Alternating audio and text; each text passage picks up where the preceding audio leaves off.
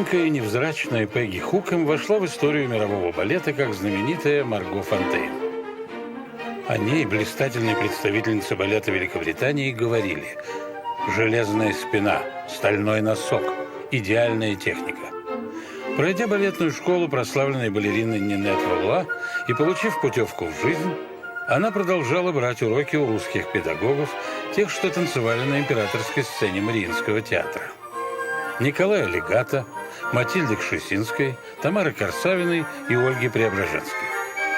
Английский королевский балет помог ей отточить талант и закалить характер. В 15 лет Марго дебютировала на лондонской сцене, а через год уже танцевала сольные партии в балетах «Лебединое озеро», «Спящая красавица», «Ундина» и «Сильвия». Проживала судьбу своих героинь по-английски, чуть отстраненно, без лишней аффектации, движения были точны, а линии совершенны. Этого было достаточно, чтобы публика ее обожала, а критики называли абсолютной.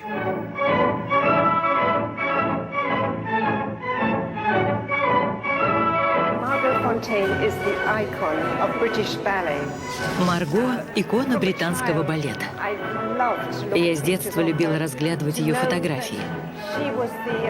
Она была олицетворением русского классического танца, но с английским стилем. Ее до сих пор любят во всем мире. И это большой стыд, что они сейчас забыли и не чествуют как надо.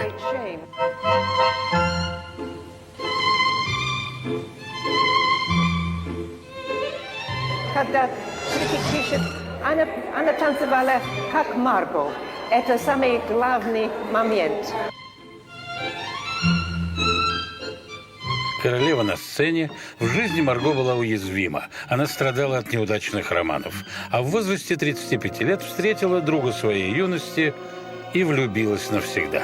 Сын президента Панамы Тито де Ариес, выпускник Кембриджа, посол в Лондоне, уверенный в себе и импозантный, он просто не мог не понравиться женщинам. Оставив свою жену и 3 детей, Тито сделал предложение божественной приме. Взяв на размышление ночь, Марго сказала «да». С той поры свою жизнь она делила между 2 странами – Великобританией и Панамой. Время от времени она даже танцевала на сцене маленького панамского театрика. Театр этот имел свою историю. В 1918 году здесь выступала легенда русского балета Анна Павлова. Великая русская прима дважды побывала в Панаме во время гастролей по Южной Америке. Несмотря на очень слабую местную труппу, Марго любила выступать на этой крохотной сцене, ведь в зале всегда был ее главный зритель Тито.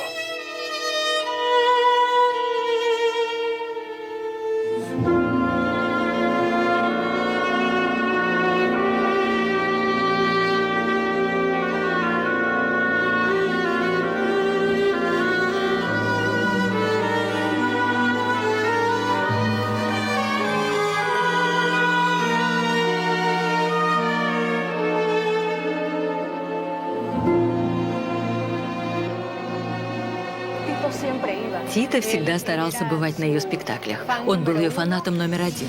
А Марго, так, по крайней мере, казалось, танцевала только для него одного. И, казалось, она смотрела в его глаза со сцены. В них была любовь. Она посвящала танец только ему. И, конечно, он видел это, ее восхищение, ее любовь. И он, конечно же, не мог не гордиться, что ее знает весь мир, и гордился, что именно она его жена.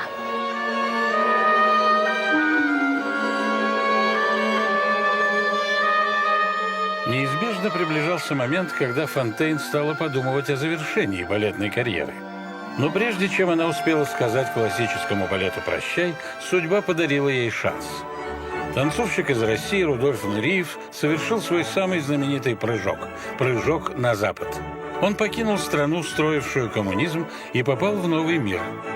Находясь в эпицентре политического скандала, Нуриев получил предложение принять участие в гала-концерте в честь Марго Фонтейн. Его выступление стало сенсацией и изменило жизнь обоих. 23-летний премьер станцевал с Марго миниатюру Фокина «Видение розы» и уже мечтал о Жизели. Это испугало Фонтейн, ей было 43, и она с трудом представляла себе, как будет выглядеть рядом с неукротимым и прекрасным юношей. Действительность развеяла все опасения. В Лондоне такой Жизели еще не видели. Дуэт призрачно легкой Фонтейн и мучительно страстного Нуриева взорвал зал овациями. Казалось, токи любви захлестнули публику, которая продолжала аплодировать более 40 минут после закрытия занавеса.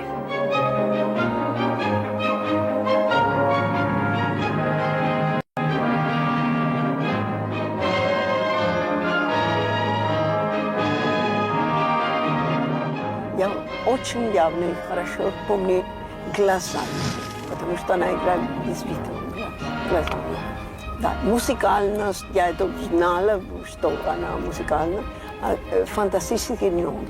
Но чарм был, глаза были, мимика фантастика, она очень хорошая актриса, и еще душой она называла.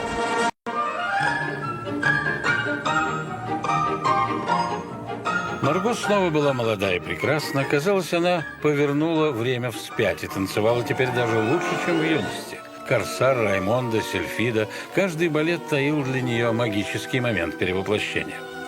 Вновь и вновь она заново влюблялась в своего партнера, а он словно бросал ей вызов. «Докажи, что ты можешь, ты ведь первая». И она доказывала ему, публике и себе.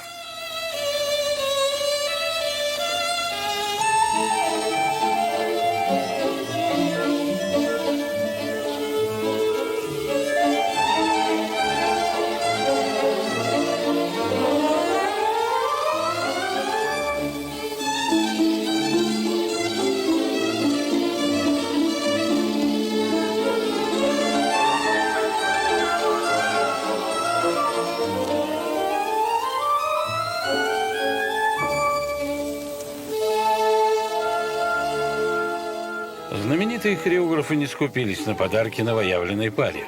Ролан Петти подарил Фонтейн и Нуриеву «Потерянный рай». Фредерик Аштон поставил для них одноактный балет «Маргарита и Арман», основанный на любовной истории «Дамы с камелиями». Между ними не было любви, основанной на эротическом чувстве. Их роман был основан на единении духа.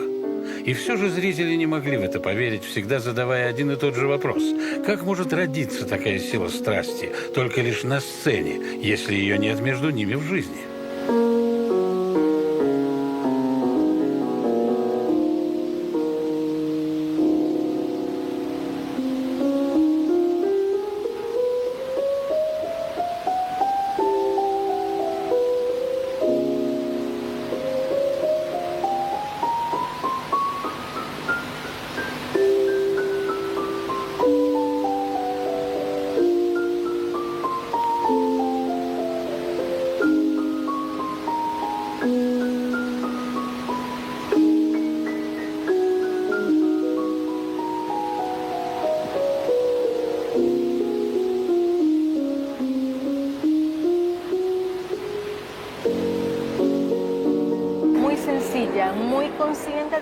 Она была очень чувственной балериной и всегда сама себе ставила задачи, которые исполняла.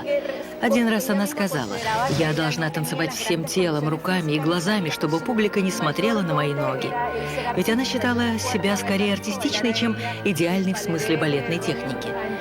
Я помню, как она танцевала с Нуриевым в «Ромео и Джульетте», их «Па де де». Аура, которая была в зале, ее фантастическая красота буквально завораживали публику.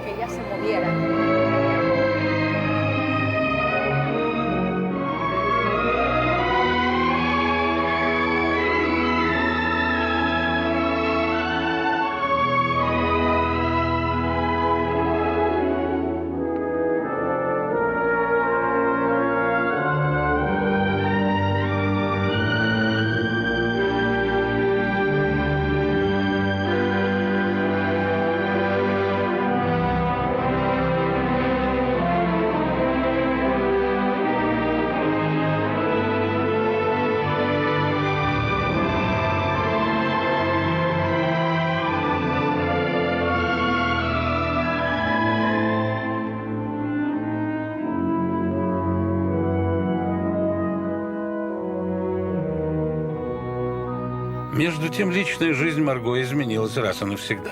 Ее муж, Тито де Ариес, теперь был парализован.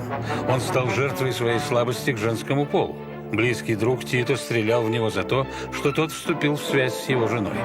Марго героически вынесла этот удар, ведь она знала, что ее муж неисправим. Она любила его и принимала таким, каким он был. Еще чаще, чем раньше, ей приходится летать из Британии в Панаму. Чтобы его интерес к жизни не остыл, она возит парализованного мужа на спектакли, а праздники они встречают вместе. Дети Тита и ее друзья. Самый желанный гость в их доме – Рудольф Нуриев. В обычной жизни в ней совсем не было величия. Но когда Марго выходила на сцену, она становилась великой балериной. У нее были личные проблемы, но весь мир знал о ней, как о великой Марго Фонтейн. Ее появления становились сенсациями. Она умела любить и страдать на сцене. В «Жизеле», в «Маргарите» и «Арман» все видели только героинь и забывали, что их играет актриса Марго Фонтейн. При этом она, как и Корсавина, считала, что настоящая сила балерины – это грация плюс женственность. К тому же она была еще и настоящей леди.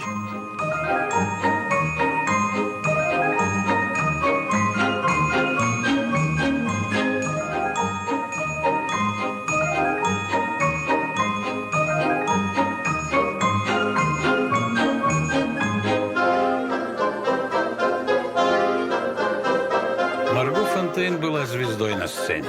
Приезжая в Панаму, она всегда жила скромно и незаметно. Исполняя свою новую роль сиделки при муже и 15 лет балансируя на грани отчаяния и долга, она словно продолжает жить в реальном мире, который возможен лишь на балетной сцене. Танцует она все меньше, вместе с блистательной карьерой тают деньги, но Марго это не беспокоит. Бриллианты больше не нужны ей, она продает драгоценности, а свои костюмы дарит Панамскому театру. Марго напоминала кочующую цыганку. Один день в Лондоне, другой в Париже, а в Панаме был ее дом, семья. И здесь не было такого пиетета «Ах, Марго Фонтейн». Она была женой Тито, могла расслабиться и побыть самой собой. Но при этом она, конечно же, имела огромный авторитет. Например, могла позвонить куда угодно, в любой театр, Большой, Кировский, Ковент-Гарден, и попросить все, что ей было нужно, ноты, партитуру, костюмы, и все это ей давали по первому ее слову.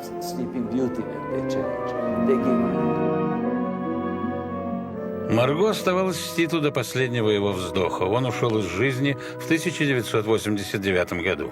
Она тоже неизлечимо больна, и счета за ее лечение тайком оплачивает Нуриев. Он же организовал и бенефис в честь Марго Фонтейн. 250 тысяч фунтов стерлингов пошли в фонд ее поддержки. Она ушла вслед за мужем, через год завещав похоронить себя вместе с ним в Панаме, а не в Вестминстерском аббатстве, как полагалось ей по статусу. На маленькой табличке два имени – Тито Ариес и Марго Фонтейн Ариес. И ни слова про великую балерину, приму королевского балета, даму-командора ордена Британской империи.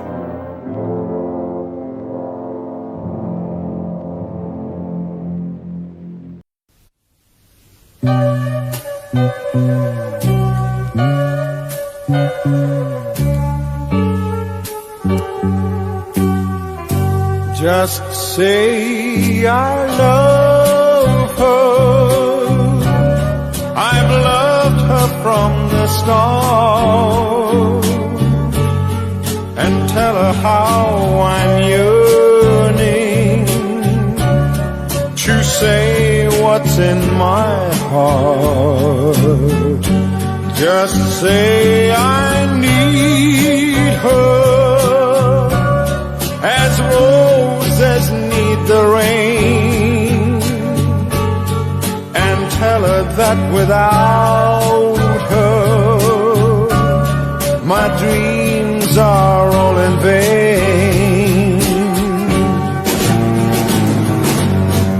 If you should chance to meet her anytime, any place, anywhere, say I was a fool to leave her. Tell her how much a fool can care, and if she tells you she's lonely now and then, won't you just say I love her? back again.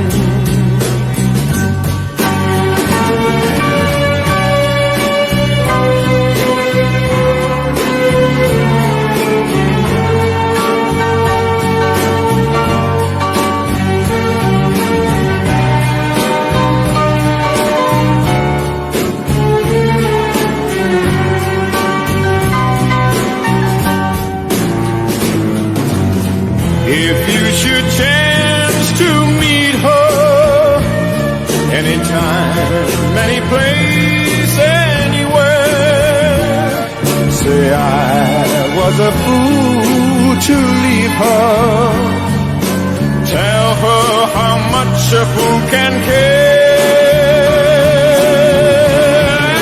And if she tells you she's lonely now and then, won't you just say I love her and want her back again? Won't you just say I love her?